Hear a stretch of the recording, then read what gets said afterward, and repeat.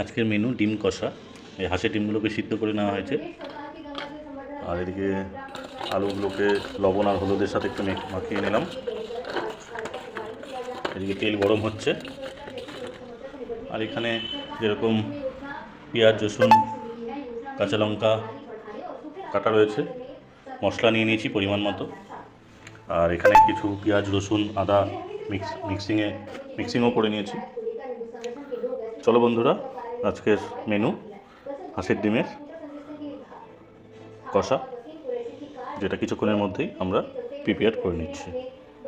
সঙ্গে থাকুন বন্ধুরা। এখানে আলু আর ডিমগুলোকে একটু ভেজে নেওয়া হয়েছে, আর এখানে যেভাবে আলু, পেঁয়াজ, শুকনো লঙ্কা, তেজপাতা, গোলমরিচ, দারচিনি, একটু হালকা লবঙ্গ আর অল্প একটু এলাচ দিয়ে এটাকে একটু ভেজে ভেজে নেওয়া হচ্ছে।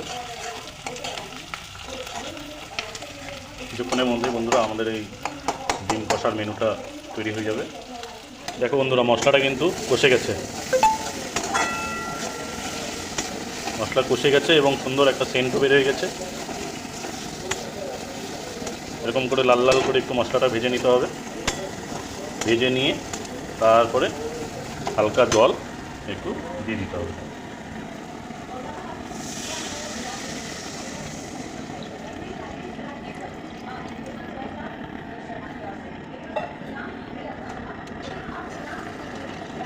এবার ফুটে গেলে ডিম আর আলুটা ছেড়ে দিয়ে নামিয়ে নিতে হবে গরম মশলা দিয়ে।